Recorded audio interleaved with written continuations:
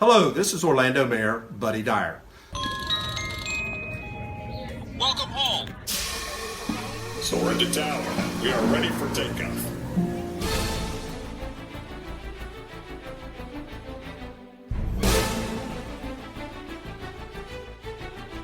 Por favor, manténganse alejado de las puertas.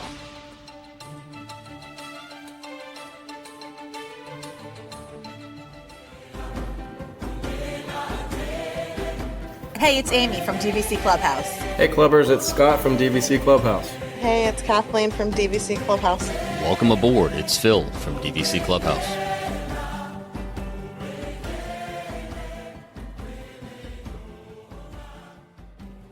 Hey everyone, and welcome back to another episode of the Debrief podcast brought to you by DVC Clubhouse. This is Amy, joined by Phil. How's it going? Welcome aboard, guys. How's it going? Long time no see. The last time I talked to you, you were convincing me to buy Boardwalk. So what are you going to... Yep, that was about 3.5 minutes ago, so no decisions have been made yet to the best of my knowledge. That you know of, but who knows what you're... I could have clicked buy, you don't know. Exactly. Yeah, don't joke. I think I've actually booked whole vacations in less time than it took me to click stop, call my CPA, and click record again. So what are you going to convince me to do this time, Phil? Well, you said that you're headed down there and not stepping foot on property. Have you seen Flower and Garden yet? I have actually, despite the fact that we are now into the first week of April, I have not consumed any content about Flower and Garden whatsoever because I've just been so consumed by my life right now and the chaos of selling my house and finding a place to live and all of that. So I really have not. And, I actually did have the thought the other night of feeling like a little bit of regret that I'm going to be there and not going to Disney.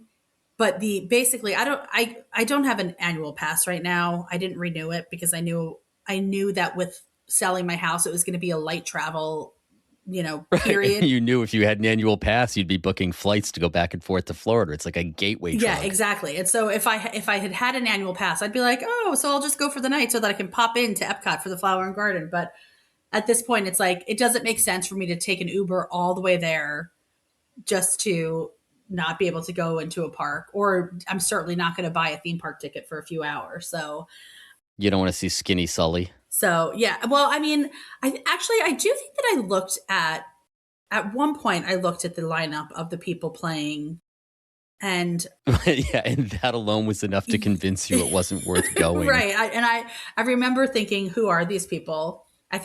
Shall we just dive into that and look at who's playing? Because that was kind of what we said we might talk about. And this is a good segue. So let me just, out of curiosity, concert series, April, what's the date today? The 7th. So you could be down there today. Oh, sadly, you missed Sugar Ray, but you could be down there today for the Hooligans. Yeah, I mean, I think these are all one-hit wonder bands, right? I'm Googling the Hooligans right now. I don't even remember who they are. So if I had been able to go, so I'm going to be flying down on the 16th. Who's playing on the 16th? The 16th. Stand by. Coming right up. On the 16th, you are going to want to get down there for this. That is Southbound. I have no idea who that is. Neither do I. I was trying to talk him up.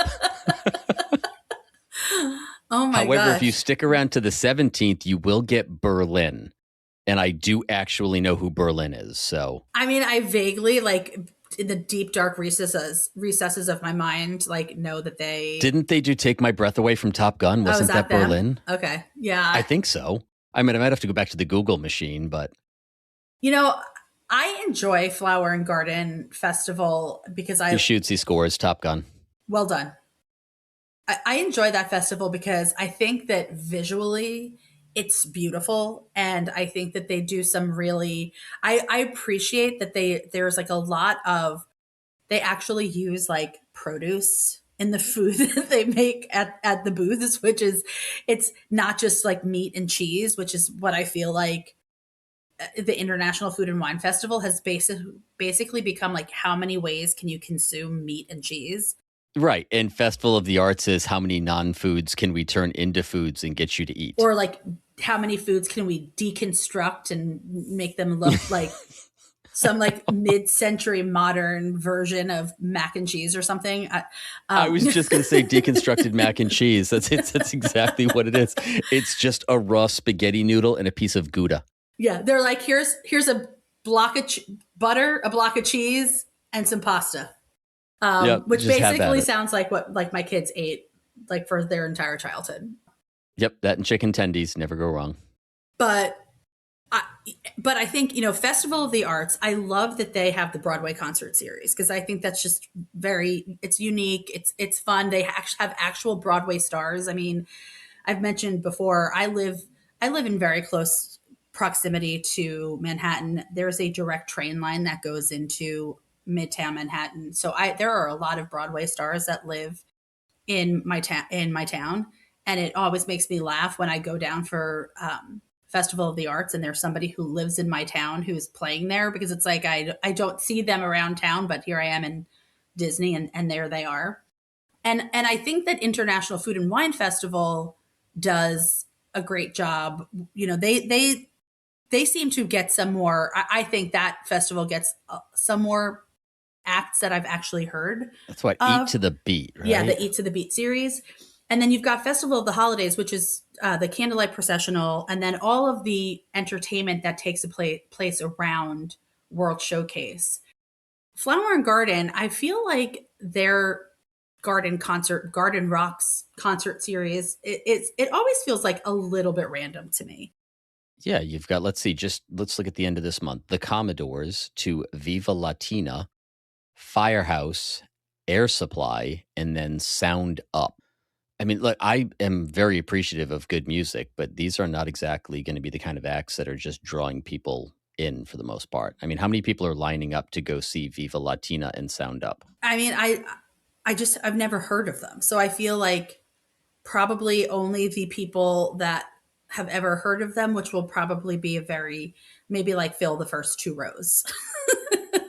The people that buy the package, the dining package. So I get plain. Oh no, I can't say this because I always say I don't give my travel dates. All right. Anyway, here goes. I just won't air this episode until I'm home. I get and so if she's singing, who's going to do the clapping? Well, and I mean, I think they play every year, and they're a one-hit wonder. They're like the Hanson of Garden Rocks.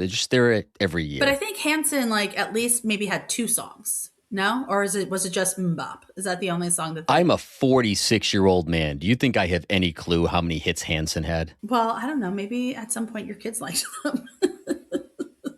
Totally between the generations, yeah. But I'll have to ask my wife. Maybe she'll know. I mean, I only know Mbop, so maybe they are also maybe a one-hit wonder. I feel like they were a little bit more of a phenom, but... All right, so clearly we've agreed that the concerts are not where it's at. Right, I mean... We could focus on how beautiful Epcot is during Flower and Garden, though, because that is undeniable. The concert series is definitely not the draw. I think that the draw for me is just how beautiful it looks. I mean, and I think, you and I have discussed this, or we talked about it once before. You and I are both coming from wintry parts of the country, and Flower and Garden and we are just like, can't wait for spring to start. We can't wait for there to be warm weather, for there to be leaves on the trees, to see the trees budding, the flowers blooming. So going to Flower and Garden, that for me is like, it's like an explosion of color after I've just come from like a just gray. Cold, drab, miserable gray. Yes. That has been our life now for months, with the exception of the white of snow. It has just been disgusting here for months on end. And you're pretty close to where I am. We're just now starting to see a little bit of green here and there. And by the time May rolls around, things will really start to green up, but we're not in full-blown summer yet. Like we're not in that bright, colorful, warm weather, guaranteed every day kind of season.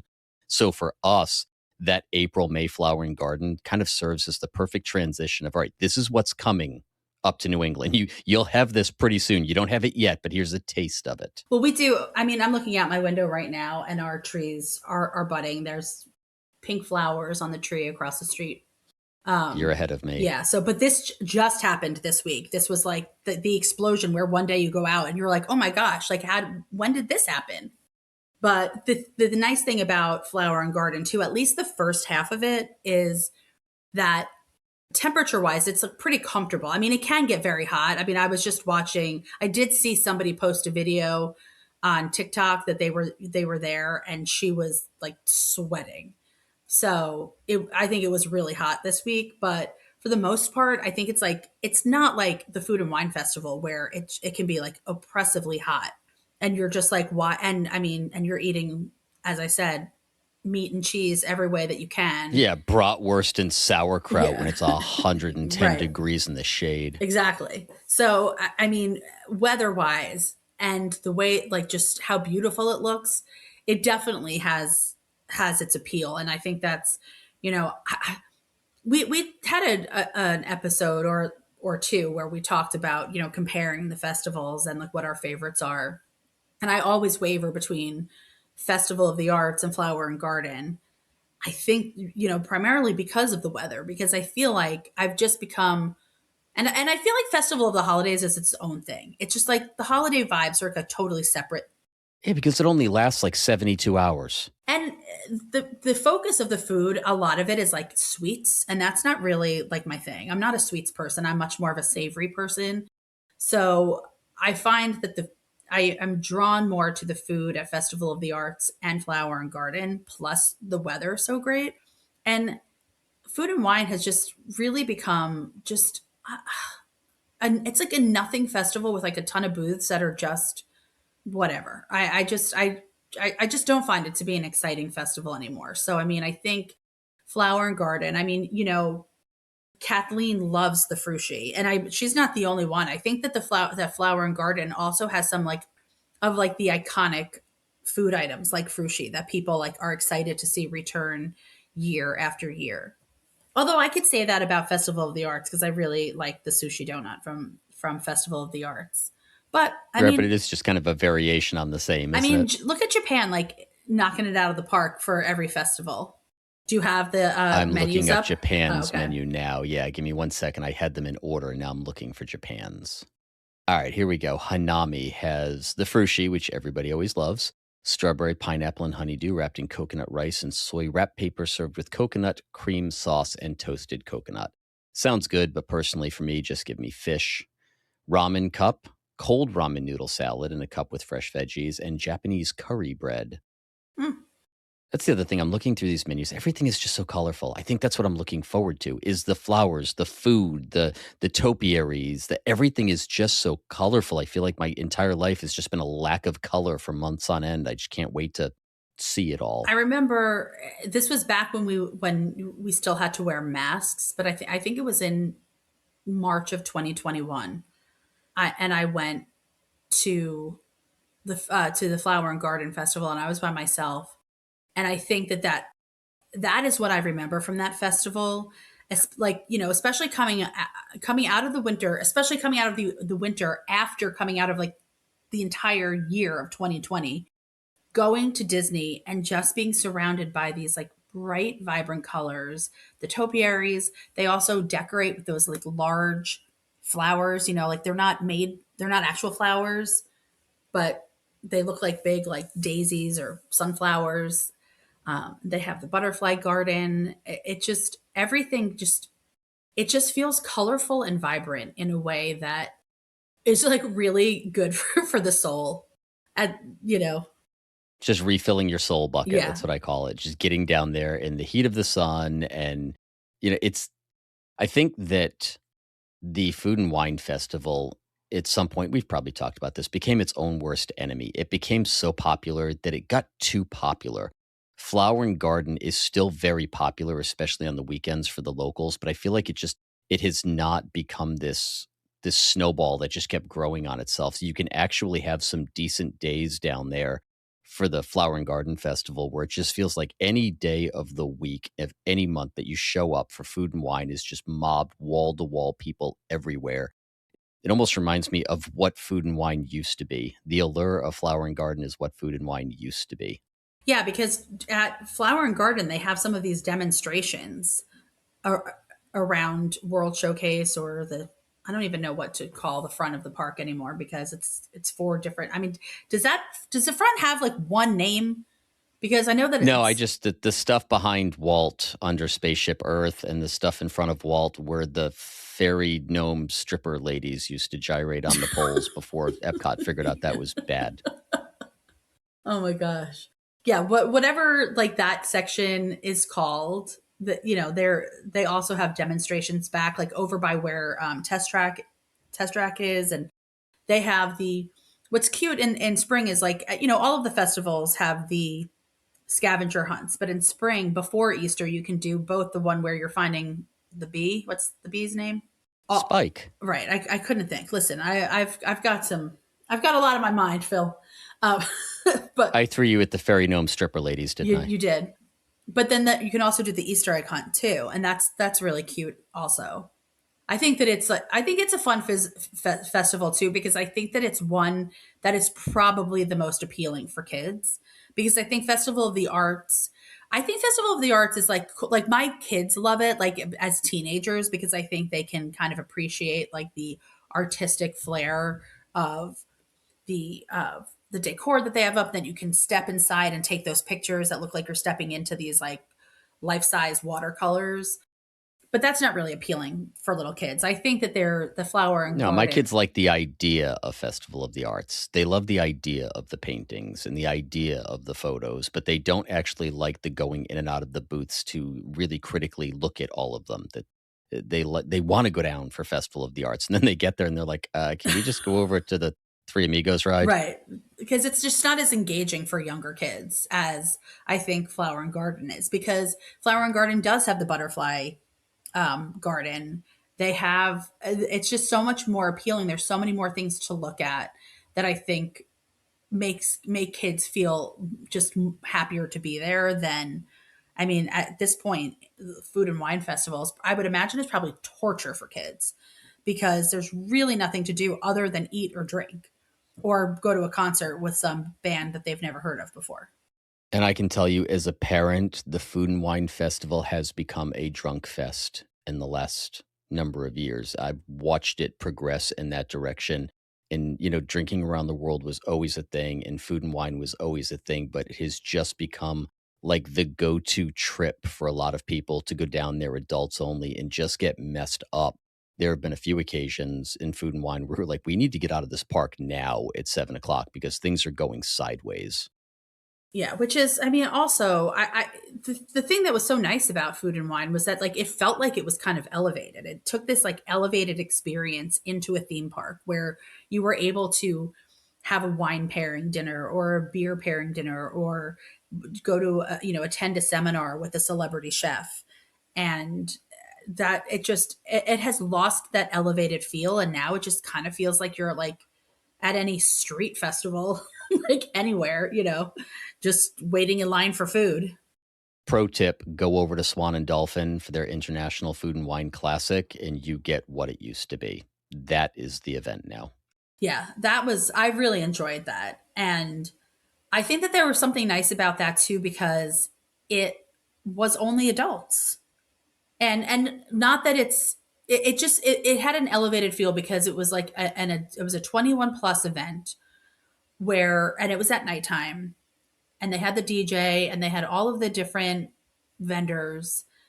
And what was nice about it too was that it was showcasing the the restaurants in those hotels.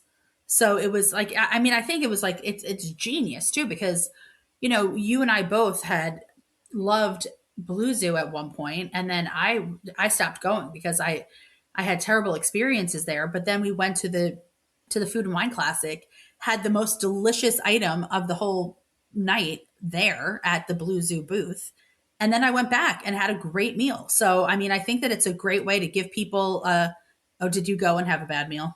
Oh, I went in January Oh, no. and it was underwhelming. Well, I'll just say that it was underwhelming. Everything was cooked perfectly. The service was amazing. The food was just not good. Lackluster. And I really had such high hopes after that Food and Wine Classic. I was like, they're back. I used to love this place, and it was a disappointment. I mean, in fairness, when I went, I didn't go for a full meal. We went over Clubhouse weekend and we kind of popped in there. And I think I got an appetizer, and I think it was like a scallops appetizer that was actually really, really good. It was like scallops and short ribs or something. It was delicious. The most flavorful thing on the table was the Brussels sprouts. Well, And I don't even like listen, Brussels sprouts. Brussels sprouts, I will order them anytime they're on any menu because I think they're delicious. So that doesn't surprise me. But when it outdoes your tuna and your branzino, it's a problem. Yeah, that is a problem, especially for the price. Anyway, back to what we've now gone way off on a tangent. Back to Flower and Garden, Butterfly Landing, beautiful for families, and go.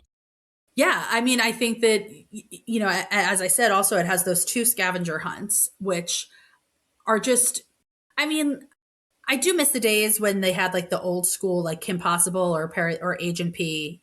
You know, now you have to do the thing on the phone. So I appreciate that there's like, that they do these like handheld scavenger hunts that kids can do where they're not like just on a device. So that's fun. Did you and it's see engaging. what you get for a prize from the scavenger hunt this year? I did not. Okay, it is adorable. It is a solar-powered dancing flower pot that comes in like 4 different designs with 4 different characters, like Mickey, Orange Bird, I think Figment, and Spike the Bee. And it's solar-powered, and the little flowers dance. Like, we're absolutely going to have to do the scavenger hunt. Hands down, those have to come home with us. That sounds very cute.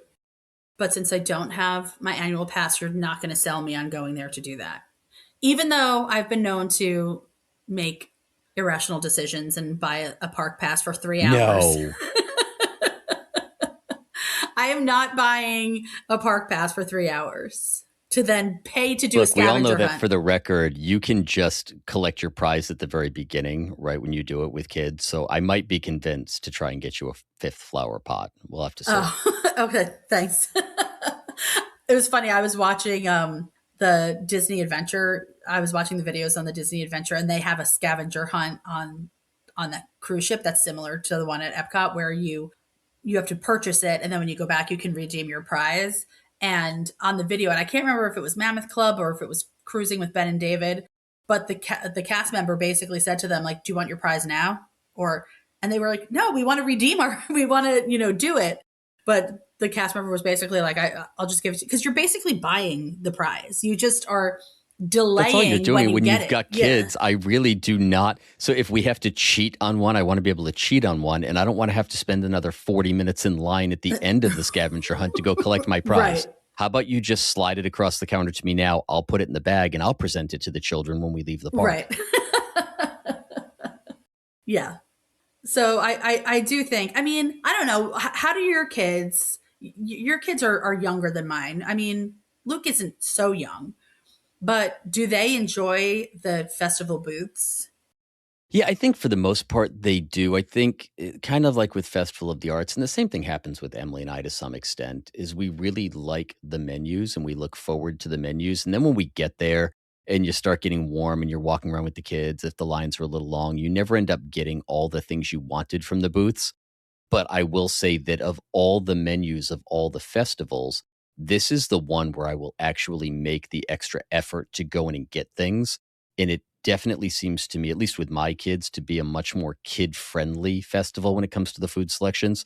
There's a lot more on the menu that they will eat versus the Festival of the Arts. Like, okay, we can, like you said, we can only do so many deconstructed things. Like, it's all the same things that you'd normally eat, but as soon as you separate them on a plate, suddenly they become poison to children.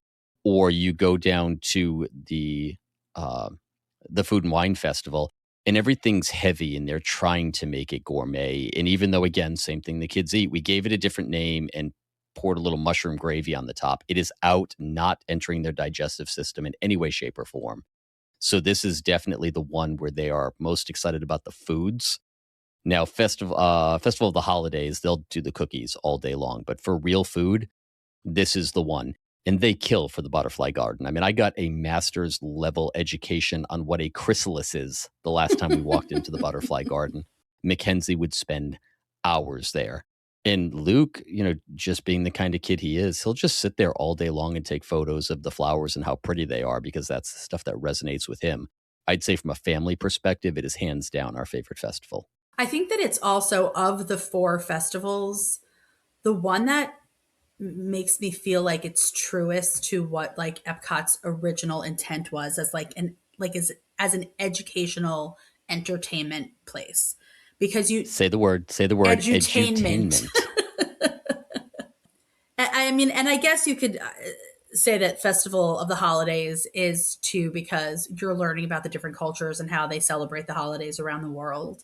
But I think that the Flower and Garden Festival, like that is infused throughout the entire park. And the fact that, something like the Butterfly Garden is not in World Showcase. It's over by the Imagination Pavilion. And it just really like harkens back to the time when you knew that you were going to go to Epcot and you were going to learn something. And that's a really good point as well. When you think of the other festivals, Festival of the Arts, they do to some extent have the booths with all the artwork extending kind of towards the front, but you walk in and it's just Figment up front with his palette. Okay, so you kind of know what's going on. Food and Wine, they try to push it back, but we all know Food and Wine is World Showcase, just plain and simple. Festival of the Holidays, they have some stuff up on Spaceship Earth, but realistically, all the Santas and the booths and everything are to the back.